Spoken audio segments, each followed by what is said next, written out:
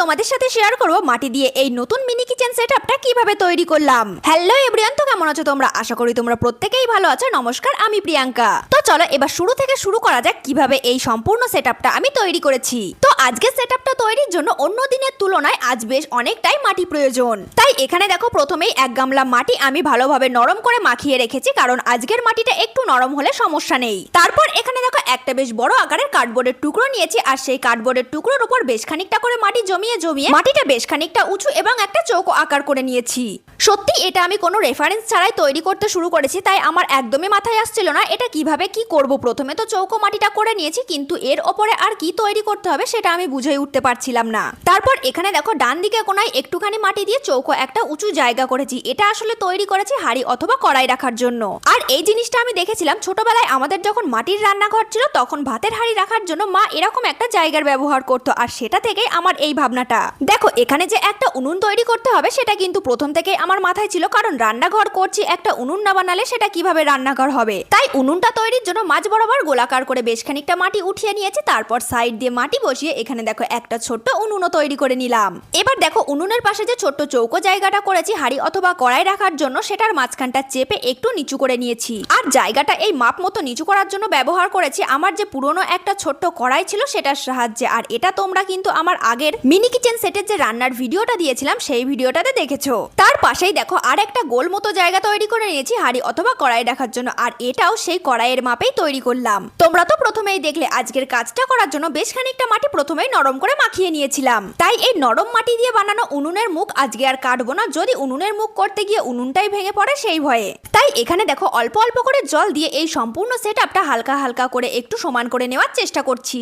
এখনের মতো এই কাজটা এখানেই শেষ করলাম। এবার শুরু করব রান্নাঘরের দেওয়াল তৈরির কাজ। তবে এই রান্নাঘরের দেওয়াল আমি মাটি দিয়ে তৈরি করব না, সেজন্য নিয়েছি দুটো কার্ডবোর্ডের টুকরো। আর এই কার্ডবোর্ডের টুকরোগুলোর উপর এই যে খড়গুলো দেখছো, এই খড়গুলো একে একে আঠার সাহায্যে চিপকে দেব। তবে এত লম্বা লম্বা খড় তো আর চিপকে দিলে হবে না, তাহলে জিনিসটা একদমই সুন্দর লাগবে না। তাই দেখো এই কার্ডবোর্ডের মাপ অনুযায়ী খড়গুলো প্রথমে কেটে নিচ্ছি। এবার দেখে নিলাম কেটে নেওয়া খড়গুলো আর কার্ডবোর্ডের মাপটা ঠিক আছে নাকি। তারপর খড়গুলো সাইডে রেখে এখানে দেখো বেশ খানিকটা আঠা দিয়ে নিয়েছি কার্ডবোর্ডের ওপর। আঠাটা ভালোভাবে কার্ডবোর্ডের ওপর লাগিয়ে দেওয়ার পর একে একে খড়গুলো এখানে দেখো পরপর সাজিয়ে দিচ্ছি বেড়া হিসাবে।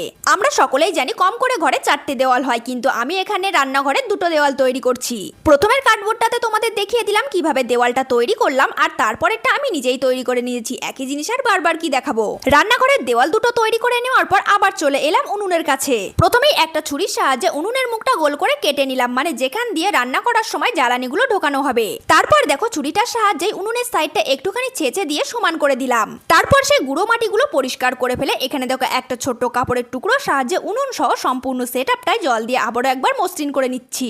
রান্নার জায়গাটা তো তৈরি, তবে রান্নার জন্য তো হাঁড়ি কড়াইও লাগবে। শুধুমাত্র উনুন হলেই তো রান্না হবে না, সেজন্য এখানে দেখো কিছুটা মাটি গোল করে নিয়ে সেই গোল মাটিটার মাঝখান থেকে চেপে একটা বাটির মতো তৈরি করে নিয়েছি। আসলে এটা তৈরি করছি ছোট্ট একটা কড়াই। ওপর দিকের মাটিটা সামান্য উঁচু নিচু ছিল, তাই ছুরি দিয়ে কেটে জিনিসটা সমান করে নিলাম। তারপর এখানে দেখো খুবই অল্প মাটি দিয়ে সরু রোল তৈরি করে হাফ হাফ করে ভাগ করে নিয়েছি। তারপর খানিকটা ইউ মতো আকার করে নিয়েছি, আর এগুলোই হলো কড়াইয়ের ডান্টি, আর তাই জন্য জয়েন্টও করে দিলাম। সবশেষে জল দিয়ে কড়াইটা হালকা করে মসৃণ করে সাইডে রেখে দিলাম। এবার তৈরি করে নেব ছোট্ট একটা থালা।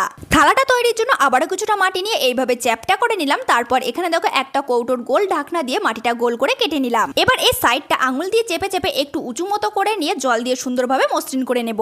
এর আগের লং ভিডিওতে আমি বানিয়েছিলাম কার্ডবোর্ড দিয়ে সুন্দর একটা হাত পাখা, আর যেখানে তোমরা অনেকেই কমেন্ট করেছিলে, কিন্তু শুধুমাত্র আমি দুজনের নামই পেয়েছি, লামিয়া, মুজাইনা। ধন্যবাদ কমেন্ট করার জন্য। এছাড়াও তোমাদের প্রত্যেককেই অনেক ধন্যবাদ যারা আমার পাশে রয়েছে এবং নিয়মিত আমার ভিডিওগুলো দেখে লাইক কমেন্ট শেয়ার করে দাও। এখানে দেখো এবার মাটি দিয়ে ছোট্ট একটা হাঁড়ি তৈরি করে নিচ্ছি, যেটা এই উনুনের সাথে মানাবে। আজকের মিনি কিচেনে জিনিসপত্র খুবই কম রাখছি, কারণ আজকের মিনি কিচেন সেটআপটাই মেন। তবে এর আগে দুটো মিনি কিচেন সেট তোমাদের সাথে শেয়ার করেছি, আর সেই দুটোই ছিল লং ভিডিওর মাধ্যমে। তোমরা যারা এখনো সেই ভিডিওগুলো দেখোনি তারা আমার ইউটিউব চ্যানেলে গিয়ে লং ভিডিও চেক করে নিও। আর ওই ভিডিওগুলোতে তোমরা দেখতে পারবে মিনি কিচেনের অনেক জিনিসপত্র যেগুলো আমি মাটি দিয়েই তৈরি করেছি। এখানে দেখো তোমাদের সাথে কথা বলতে বলতে হাঁড়ির জন্য একটা ঢাকনাও তৈরি করে নিয়েছি। থালা তো একটু আগেই তৈরি করেছি। এবার বানিয়ে নেব একটা বাটি, সেজন্য এখানে দেখো আবারও কিছুটা মাটি গোল করে নিয়েছি। তারপর সেই গোল মাটিটা থালাটার ভেতর থেকে ফাঁকা করে একটা ছোট্ট বাটি তৈরি করে নিলাম। থালা বাটি তো তৈরি, এবার একটা গ্লাসও তৈরি করে নেব।